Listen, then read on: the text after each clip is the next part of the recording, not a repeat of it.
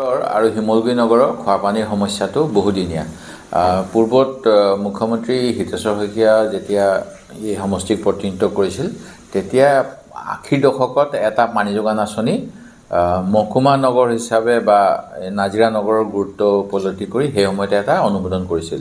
পৰৱৰ্তী সময়ত যেতিয়া ৰাজনৈতিক পাকচক্ৰত অসম গণ পৰিষদৰ সেই সময়ৰ অধ্যক্ষ গণেশ কুটুম ডাঙৰীয়াই এই আঁচনিটো তেখেতে প্ৰতিনিধিত্ব কৰা গহপুৰ অঞ্চললৈ লৈ গৈছিল। তাৰ প্ৰমাণ আপোনালোকে নাজিৰা নগৰ সমিতিৰ অফিচৰ পিছফালে যদি যায় তেতিয়া দেখিব বহুত তাতে সামগ্ৰী পেলাই থোৱা আছে, যিসমূহ এটা সময়ত নাজিৰা নগৰ পানী যোগানৰ কাৰণে আহিছিল।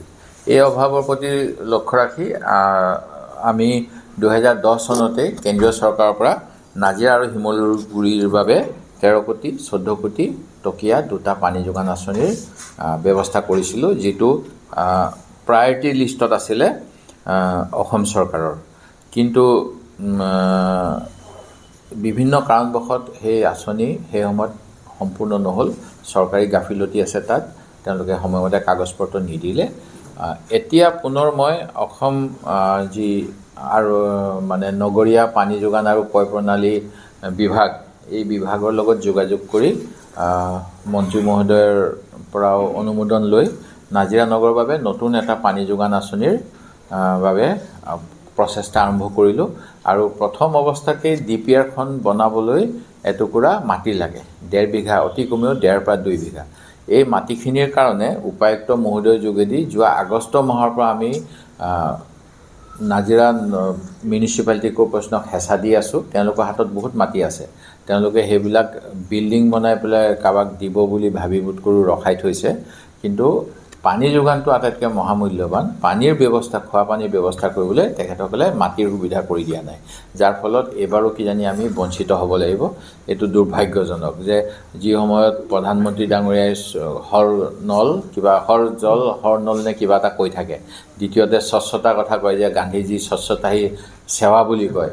মহাত্মা গান্ধীৰ চশমাখন লৈ 2014 চনত মোৰ মনত পৰে, সেই সময়ত মই শিমলুগুৰি নগৰ সমিতিত সেই স্বচ্ছতা কি সেৱাৰ প্ৰথম দিনাখন আৰম্ভণি কৰাইছিলোঁ।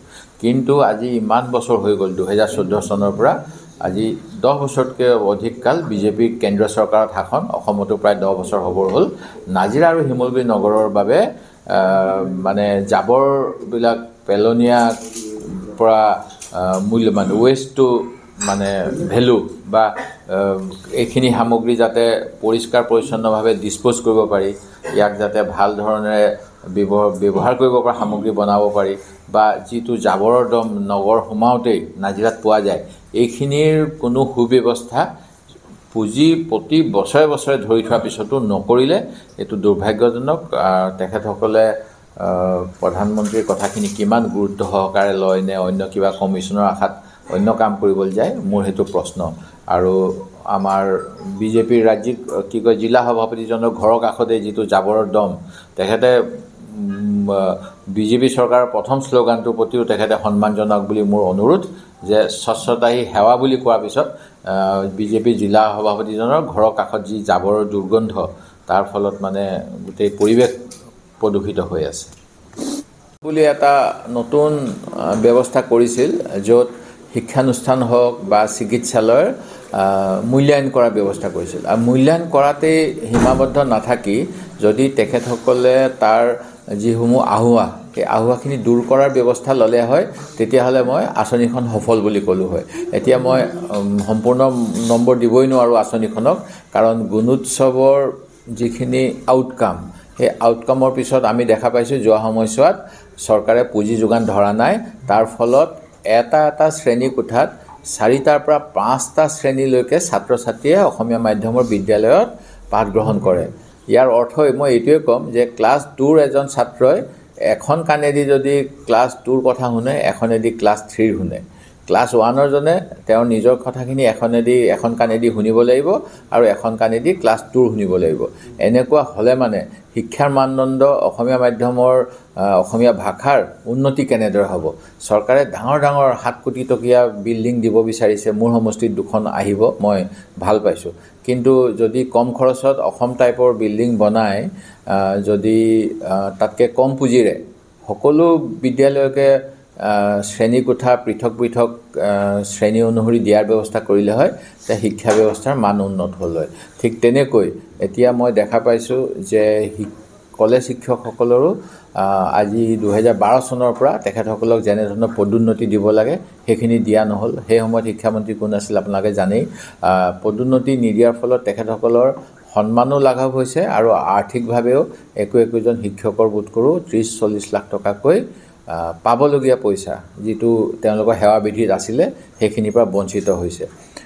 কোনোবা এজনে কৈছিল যে কৃষক,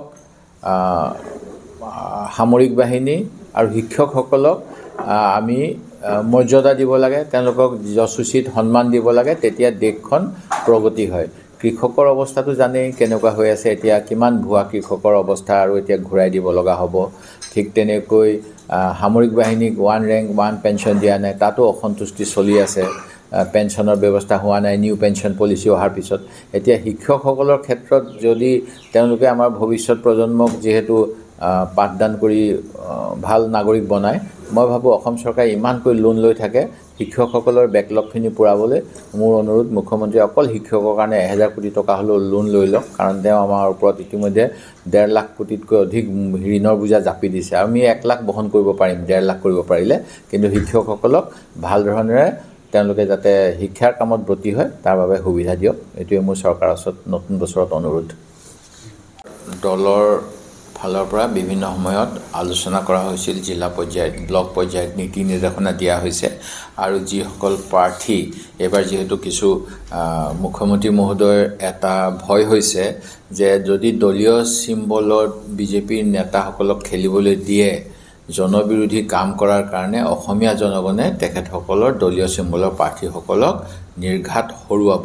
কাৰণ ইয়াৰ পূৰ্বে মুখ্যমন্ত্ৰী মহোদয়ে বিভিন্ন সময়ত ৰাজনৈতিক তেওঁৰ বিপৰ্যয় নোহোৱা নহয়, হোৱাৰ কাৰণে কোনোবা সময়ত কয় অসমীয়া মানুহৰ ভোট নালাগে, কোনোবা সময়ত কয় মিয়া মানুহৰ ভোট নালাগে, কোনোবা সময়ত কয় শিক্ষকসকলৰ ভোট নালাগে, কোনোবা সময়ত কয় আমাৰ হিন্দী ভাষীসকলৰ ভোট হ'লে চলি যাব।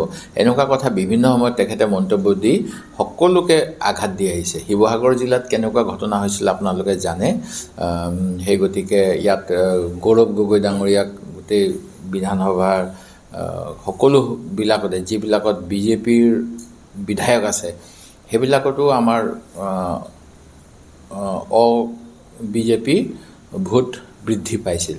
সেই গতিকে তেখেতৰ কিছু সন্দেহ আছে, সেই গতিকে তেওঁলোকে নতুন এটা নিয়ম কৰিলে আৰু এই নিয়ম কৰাৰ উপৰিও যেনেধৰণে সমষ্টি পুনৰ নিৰ্ধাৰণৰ সময়ত ঐতিহ্যমণ্ডিত শিৱসাগৰ জিলাৰ সমষ্টি হ্ৰাস কৰাৰ উপৰিও বিভিন্ন যোগ বিয়োগ কাটকুট কৰি পেলাই য'ত আজি 3খন পঞ্চায়তৰ কথা ক'ব পাৰোঁ মই, গড়গাঁও হওক, শিলাকুটি হওক, এইবিলাকৰ পৰা আপোনাৰ আমাৰ নাজিৰা মহকুমাধিপতি কাৰ্যালয়লৈ মাত্ৰ 4 কিলোমিটাৰ আছিলে। তেখেতসকলক ৰাজনৈতিকভাৱে লাভালাভৰ কথা চিন্তা কৰি 45 কিলোমিটাৰ দূৰৰ ডিমৌ সমষ্টিত অন্তৰ্ভুক্ত কৰা হ'ল। ঠিক তেনেকৈ দোলাকাষৰীয়া পঞ্চায়তখনৰ পৰা ব্লকৰ অফিচলৈ আছিলে 6 কিলোমিটাৰ আৰু সম ডিষ্ট্ৰিক্ট কাৰ্যালয়লৈ আছিলে 13 কিলোমিটাৰ। সেই দোলাকাষৰীয়া পঞ্চায়তক এতিয়া 26 kilometre Nilgarh Gaurisagar 45 kilometre Nilgarh Gaurisagar block আৰু 26 কিলোমিটাৰ নীলগড় শিৱসাগৰ সম ডিষ্ট্ৰিক্টত অন্তৰ্ভুক্ত কৰা হ'ল। ঠিক তেনেকৈ এই পঞ্চায়তৰো ডিলিমিটেশ্যনত ব্যাপক খেলিমেলি কৰিছে, যাৰ বাবে গুৱাহাটী উচ্চ ন্যায়ালয়ত গোচৰ চলি আছে। আমাৰ ইয়াতো বিভিন্ন ধৰণৰ কাটকুট কৰিছে।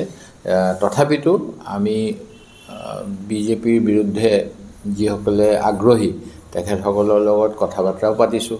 মোৰ সমষ্টিত ভাৰতীয় কমিউনিষ্ট পাৰ্টীয়ে এটা সময়ত প্ৰতিনিধিত্ব কৰিছিল, তেখেতসকলৰ কোনো অঞ্চলত প্ৰভাৱ আছে বুলি তেখেতসকলে দাবী কৰি 2-এটা চিটৰ কথা কৈছে। আমি সেইখিনিও বিবেচনা কৰি আছোঁ। সেই গতিকে আমাৰ সভাপতিয়ে ক'বৰ দৰে স্থানীয় পৰ্যায়ত বুজা পৰা হ'ব পাৰে, কিন্তু ৰাজ্যিক পৰ্যায়ত তেনেকুৱা কোনো কথা এতিয়া হোৱা নাই। আজিৰ পৰা প্ৰায় 5-10 বছৰ বিজেপি চৰকাৰ অহাৰ পূৰ্বেই কংগ্ৰেছ চৰকাৰ সময়তে নাজিৰাৰ বাবে এটা বাছ ষ্টেচন বৰতল তিনিআলিত আৰু এটা আমাৰ নাজিৰাৰ পুৰণা ASTC চৌহদত নিৰ্মাণ কৰি উলিওৱা হৈছিল। এই দুয়োটাই কিন্তু যেহেতু আপোনালোকে জানে চৰকাৰৰ পুঁজিৰ সুব্যৱস্থা লাহে লাহে ঘাটি আহিলে কামখিনি সম্পূৰ্ণ হোৱাৰ ঠিক প্ৰাক মুহূৰ্ততে বিজেপি চৰকাৰ অসমত হৈছিল। এই চৰকাৰখন অহাৰ পিছত ঠিকাদাৰজনক সম্পূৰ্ণ পুঁজি মোকলাই নিদিলে আৰু তাৰ ফলত এতিয়া ৰাইজে যেনেধৰণৰ সেৱা পাব লাগে এই দুটা ৰাজ্যিক বাছ আস্থানৰ পৰা সেইখিনি পোৱাৰ পৰা বঞ্চিত হৈ আছে। আৰু ইয়াত এটা সময়ত বহুত কেইখন ৰঙা বাছ চলিছিল, এতিয়া তেওঁলোকে যিটো উবেৰৰ নিচিনা ব্যৱস্থা কৰিলে তাৰ ফলত কিছুমান ব্যক্তিগত বাছ চলে, কিন্তু যিটো সুলভ মূল্যত চৰকাৰী বাছ আছিল ৰঙা বাছ গড়ৰ চিম্বল সেইখিনি একেবাৰে নাজিৰাৰ পৰা হ্ৰাস পাই গ'ল। এইটো দুৰ্ভাগ্যজনক। মই ভাবোঁ আমাৰ নতুন যিজন পৰিবহণ মন্ত্ৰী তেখেতে এই ক্ষেত্ৰত সুব্যৱস্থা ল'ব। যোৱাকালি আমাৰ শিৱসাগৰ জিলা পৰিষদৰ মুখ্য কাৰ্যবাহী বিষয়াৰ ঘৰত মুখ্যমন্ত্ৰীৰ ভিজিলেন্সৰ তদন্ত হৈছে। যদি তেখেতে কোনো দোষ কৰিছে তাৰ বাবে শাস্তি পোৱাটো মই বিচাৰোঁ আৰু নিৰপেক্ষ তদন্ত হ'ব লাগে। কাকো যাতে ৰাজনীতিৰ আশ্ৰয় লৈ কোনো দোষী হাৰি যাব নোৱাৰে, মোৰ সেইটোৱে দাবী। মই যোৱা 5 আগষ্ট 2024 তাৰিখে মুখ্যমন্ত্ৰীৰ তদাৰকী আৰু দুৰ্নীতি নিবাৰণ শাখা অসমক আৰু লগতে মুখ্যমন্ত্ৰীক 26 মে তাৰিখে চৰাইদেউ শিৱসাগৰ জিলাৰ সীমান্ত অঞ্চলত অৱস্থিত চুকাফা গাঁও পঞ্চায়তৰ 10 নম্বৰ ৱাৰ্ডৰ দুটাকৈ ৰাস্তা নিৰ্মাণত দুৰ্নীতি হোৱাৰ বিষয়ে অৱগত কৰিছিলোঁ। আৰু মই নিজেও তালৈ গৈছিলোঁ, দেখিছিলোঁ যে কামসমূহ হোৱা নাই।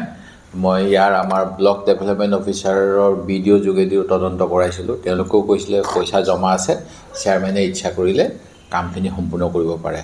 আৰু এই বিষয়ত শিৱসাগৰ জিলা উপায়ুক্তকো কৈছিলোঁ, তেওঁলোকে কোনো কাম কৰা নাছিল।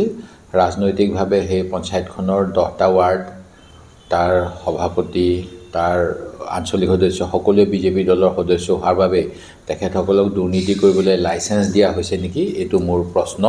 আৰু মই বিচাৰিম যে যদি কিবা দুৰ্নীতি হৈছে, গাঁও অঞ্চলৰ বাট পথবিলাক একেবাৰে বেয়া হৈ গৈছে, পুঁজি আত্মসাৎ কৰাৰ যিটো প্ৰৱণতা আছিল যোৱা সময়ছোৱাত বিজেপি দলৰ বিভিন্ন পঞ্চায়তত, আমাৰ নাজিৰা পঞ্চায়তৰো এগৰাকীয়ে ভিডিঅ'ত ওলাইছিলে যে তেওঁ টকা পইচা সংগ্ৰহ কৰিব, কমিশ্যন ল'ব, তাৰপিছত তেওঁক বিজেপি দলে ফুলাম গামোচা দি আঁকোৱালি লৈছিল।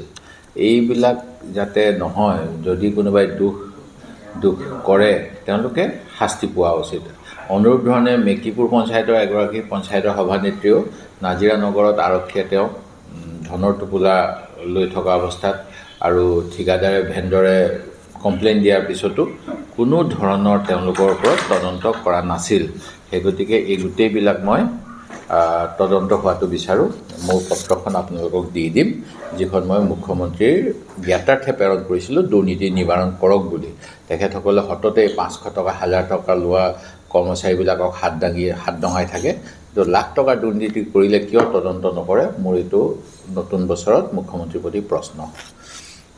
দ্বিতীয়তে, যোৱাকালি আমাৰ এজন বিধায়িনী দলৰ সদস্যক আমি তেওঁ দল বিৰোধী কাম কৰাৰ কাৰণে দলৰ পৰা বহিষ্কাৰ কৰিব লাগে বুলি এটা গোচৰ দিছিলোঁ 2022 চনত।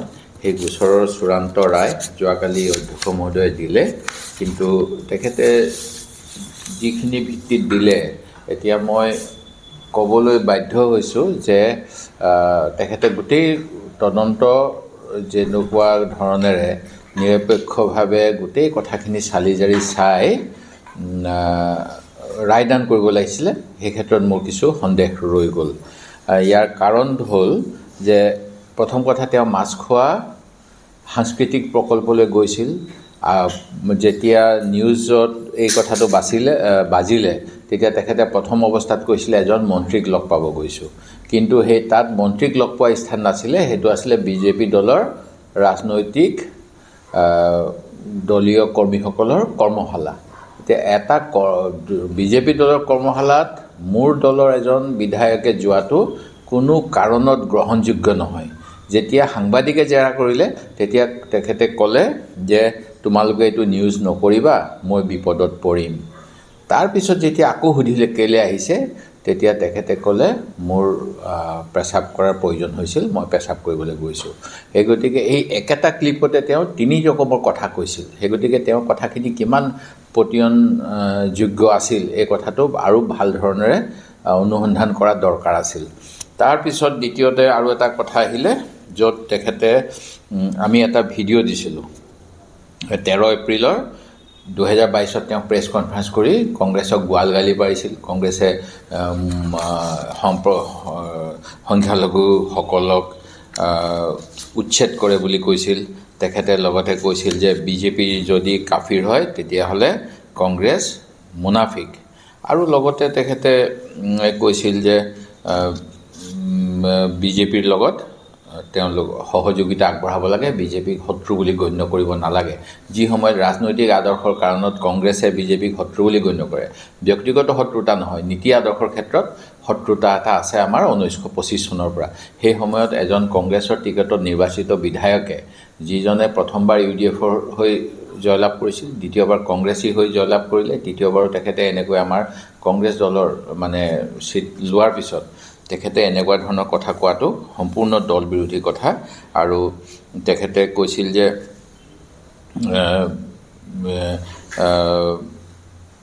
বিজেপিক মিয়াসকলে ভয় খাব নালাগে আৰু কংগ্ৰেছতকৈ বিজেপি ঘনিষ্ঠ। এই কথাবিলাকৰ আমি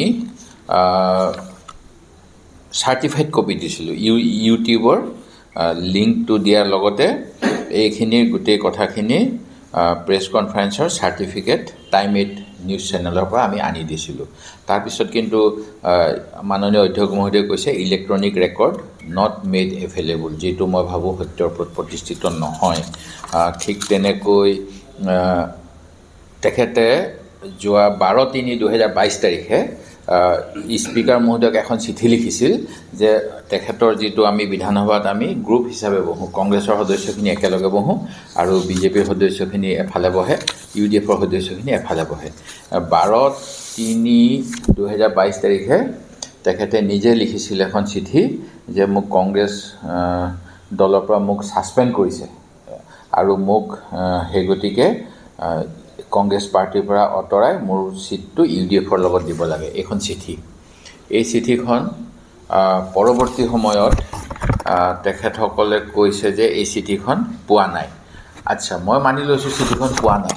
তেতিয়াহ'লে মই যেতিয়া তেওঁক মোৰ এই অঞ্চলটোৰ পৰা আঁতৰাই দিব লাগে বুলি কোৱা নাই মোৰ দলৰ সদস্যসকলৰ মাজৰ পৰা, কি কাৰণত অধ্যক্ষ মহোদয়ে তেখেতক UDFৰ লগত বহিবলৈ দিছিল? UDFৰ হৈ বহিবলৈ অধ্যক্ষ মহোদয়ে কোনে পৰামৰ্শ দিছিল তেওঁ চিটটো দিবলৈ, যদি তেওঁ নিজে এইটো বিচৰা নাছিল? সেইটো এটা মোৰ অন্যতম প্ৰশ্ন। সেই গতিকে মই ভাবোঁ যে ইয়াত আমাৰ আৰু আপিল কৰাৰ থল আছে। সেই গতিকে আমি ন্যায়ালয়ৰ কাষ চাপিব লাগিব এই জাজমেণ্টটোৰ বিৰুদ্ধে।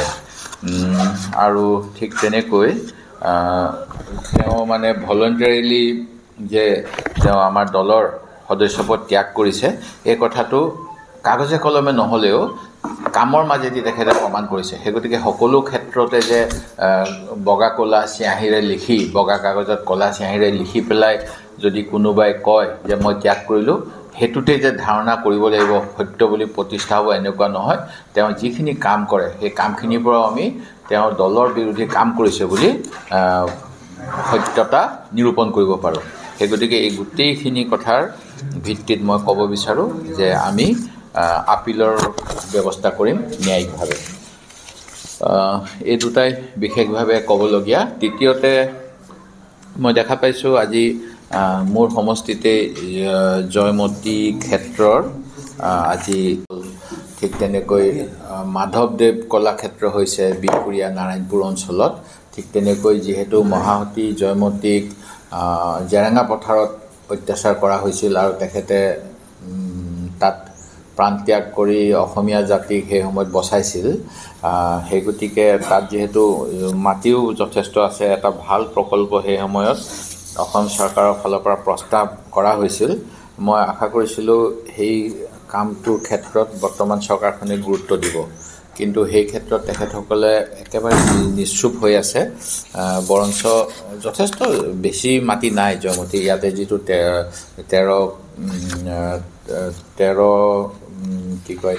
13 বিঘামান মাটিত অসম চৰকাৰে 3 কোটিমান টকা দিয়া হ'ব বুলি ঘোষণা কৰিছিল। সেই অনুসৰি কাম কৰিবলৈ গৈ আছে।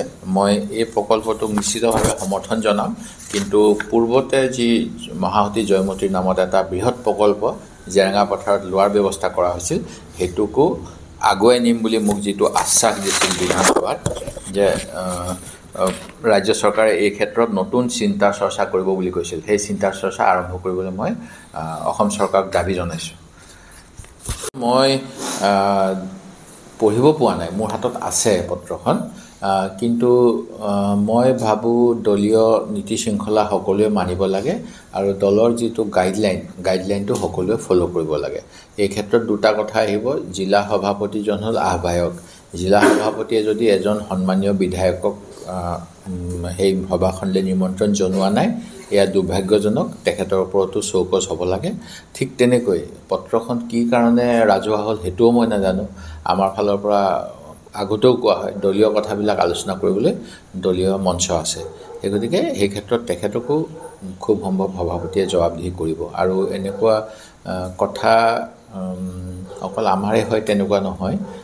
আপোনালোকে জানে ৰাজেন গোহাঁই ডাঙৰীয়া বিজেপি দলৰ প্ৰতিষ্ঠাপক, তেখেতে ডিমৌত আহি পেলাই নতুন আঞ্চলিক দল কৰাৰ কথা কৈ গৈছে। সেই গতিকে সকলো দলতে বাদ বিসম্বাদ থাকে। সেইটো কিমান দূৰ নেতৃত্বই বুজা পৰাৰ মাধ্যমেৰে সমাধান কৰিব পাৰে তাৰ ওপৰত দলৰ ভৱিষ্যত নিৰ্ভৰ কৰিব। দুমাহমান আগতে মই বিভাগীয় অভিযন্তাৰ লগত কথা পাতোঁতে তেখেতসকলে কৈছিল যে যিজন ঠিকাদাৰ ৰাজনৈতিক আশীৰ্বাদ পুষ্ট হৈ আমাৰ গোটেই সমগ্ৰ যোৰহাট আৰু শিৱসাগৰ জিলাৰ গোটেই কামখিনি তেখেতে লৈছিল আৰু তেখেতৰ হৈ সাংসদ আৰু কোনোবাবিলাকে তাত চাপ ঠিকা লৈছিল, তেওঁক মই ব্লেকলিষ্ট কৰিবলৈ কৈছিলোঁ। মোৰ সমষ্টিৰো দুটামান ৰাস্তা একেবাৰে শোচনীয় কৰি থৈছে। উদাহৰণস্বৰূপে ৰদৈয়ালি ৰাস্তাটো, যিটো মুখ্যমন্ত্ৰীয়ে 2021 চনৰ খুব সম্ভৱ মাৰ্চ মাহত আৰম্ভ কৰাইছিলে কাম, সেইটো এতিয়া মানে একেবাৰে গাড়ী যাব নোৱাৰা হৈ আছে। সেই গতিকে সেই মানুহজনৰ পৰা কাম কেইটামান নাইকিয়া কৰিবলৈ কোৱা হৈছিল। এই ধুদৰালি, তাৰপিছত অসমমালাত যিটো আমাৰ শিৱসাগৰৰ পৰা শিমলুগুৰি হৈ সোণাৰীলৈ যায় সেই ৰাস্তাটো, এতিয়া তেওঁলোকে কিবা বুজা পৰা কৰি তেওঁৰ পৰা চাৰেণ্ডাৰ কৰি লোকেল কণ্ট্ৰেক্টৰ এজনে এই শিৱসাগৰ সোণাৰী ৰাস্তাটো লৈছে বুলি শুনিছোঁ। আৰু যিটো ধুদৰালিটোৰ আমগুৰি অংশটো বেছিকৈ বেয়া হৈ আছে, সেই অংশটোৰ কাৰণে নতুনকৈ টেণ্ডাৰ কৰিম বুলি কৈছিল অসম চৰকাৰে, আৰু এইখিনি সময়ত মেইনটেইন কৰিবলৈ বিভাগীয় পুঁজি দিব বুলি কৈছিল। এতিয়া কিমান দূৰ কি হ'ল মই অহাকালিলৈ অফিচ খুলিলে গম পাম, কিন্তু মই যোৱাকালি আমগুৰিৰ সাংবাদিকসকলে কৈছে যে 18 কোটি টকা আত্মসাৎ হ'ল বুলি কৈছে। এই বিষয়ে মই জ্ঞাত নহয়। যদি তেনেকুৱা হয় মই নিশ্চিতভাৱে তাৰ জবাবদিহি কৰিম।